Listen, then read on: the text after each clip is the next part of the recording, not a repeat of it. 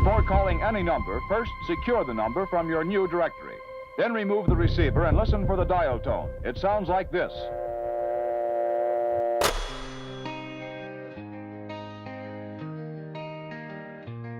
If you were wondering where my family is from, they're from Erie. And if you were wondering what our slogan is, we love Erie. And if you were wondering where our fair city is, it's by the lake. And if you were wondering what our famous catchphrase is, we love Erie.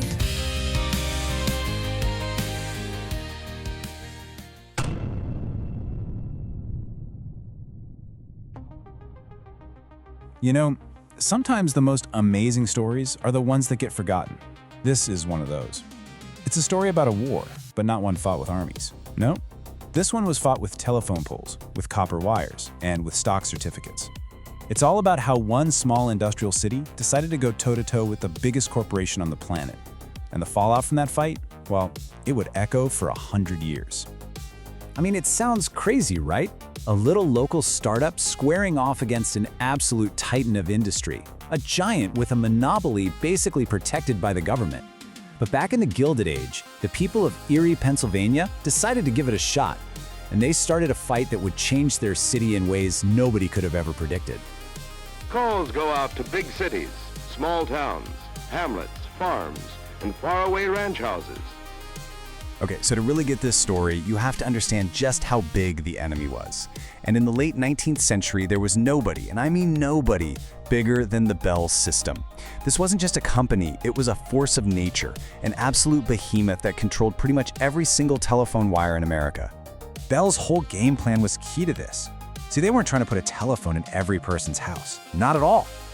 Their strategy was to build this exclusive, high-end network for businesses, for the government, for the wealthy.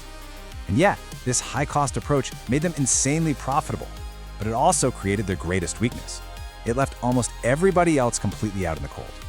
So, from the second Alexander Graham Bell got that patent in 1876, the company had an ironclad legal monopoly. For almost 20 years, nobody else could even try to compete. So by the time phones finally got to Erie, they were a total luxury item. But the most important date on this whole timeline is 1894. That's when Bell's original patents ran out. And suddenly, the door to competition wasn't just unlocked, it was kicked wide open. So with those patents gone, it was like a dam broke. All these independent telephone companies started popping up all over the country. And in Erie, a group of regular citizens and business owners, they didn't just see a business opportunity, they saw a real chance to fight back against a monopoly they felt was just taking advantage of them. So they got together and created the Mutual Telephone Company. And listen, this wasn't just another company. This thing was basically a movement. Its whole reason for being was to be anti-monopoly. They priced their service at about half of what Bell was charging, and get this, the stock limit, only $200 per person. That was a brilliant defense mechanism. It was designed to keep the company owned by the community, for the community, and to stop some rich investor from just swooping in and buying the whole thing. So, the stage is set.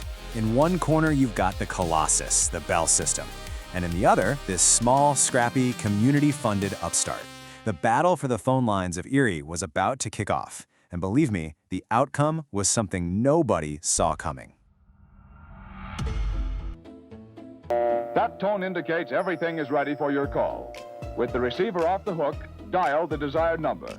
Mutual's game plan was simple, but it was absolutely devastating. They competed on price. While Bell was still pushing its expensive, premium service, Mutual's was offering a connection to your neighbors and local shops for about half the price. It was a direct shot at Bell's entire way of doing business. And what happened? Well, the people of Erie voted with their wallets, big time. Subscriptions to Mutual service just exploded. This wasn't just a business success story, it was a popular uprising. The whole community was rallying behind its local champion. It was huge. And then, the unthinkable happened. The giant blinked. Bell Telephone, the most powerful communications company on Earth, was getting beaten so badly in Erie that it packed its bags and just left. It abandoned the local market completely. The underdog had actually won. But this is where the story gets really interesting. Because winning the battle against Bell didn't mean the war was over, not by a long shot. A completely new and different kind of challenge was just getting started. You see, that dream of a locally owned phone company, it just couldn't survive the harsh realities of the 20th century. First off, modernizing the network took a ton of money they just didn't have. Then, bam, the Great Depression hits and wipes out the local finances. By 1930, the little company that was built to resist big speculators was sold to a national holding company. And after a few more shuffles, it got absorbed into a new emerging giant. And that new giant? It was GTE. Now, this is super important. GTE was not part of the Bell system. It was the biggest of all the independent companies, a massive national corporation that operated in all the places Bell didn't. So, in a way, Erie kicked out one monopoly, only to eventually get taken over by its biggest competitor. So, you might be thinking, was it all for nothing then? Absolutely not. Because that first, short-lived victory against Bell, it left behind a kind of unique corporate DNA in Erie. It created a structure that would have a massive, profound impact almost 100 years down the road.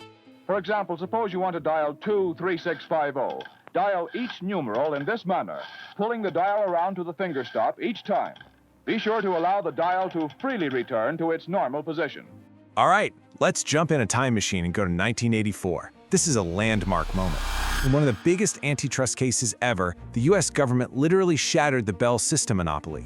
AT&T was forced to get rid of all its local telephone companies. The entire industry was about to be remade from the ground up. Now, for Erie, this whole event played out completely differently. In most American cities, the breakup just meant that their local Bell monopoly was spun off and got a new name, one of the baby Bells. But Erie, because of its unique history, was a totally different animal. And here's why. Because of that rebellion back in the 1890s, Erie went into the 1984 breakup with two major providers already in place. The local Bell of Pennsylvania was spun off into the new company, Bell Atlantic. But GTE, the corporate descendant of the old Mutual Telephone Company, was totally unaffected by the court order. Why? Because it was never part of the Bell system to begin with. And that right there is the ultimate legacy of this whole story. That grassroots fight, even though the original company didn't last, created the foundation for a competitive landscape. On the very day the rest of America was taking its first baby steps away from a single provider monopoly, Erie already had two giants in town ready to compete, all thanks to a battle fought a century before. Yeah. Yes, all right. Come on, baby. Go to sleep, Daddy. Come on. Sleep, Daddy. Ooh. Oh, boy, that was great.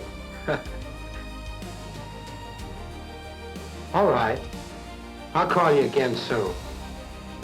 Goodbye, sugar.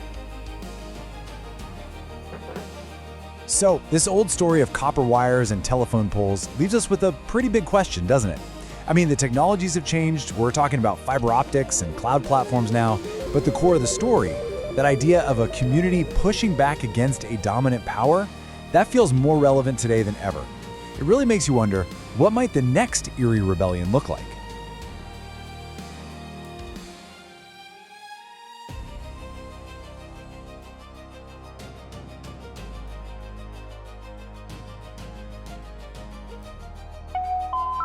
Sorry, your call cannot be completed as dialed. Please check the number and dial again, or call your operator to help you.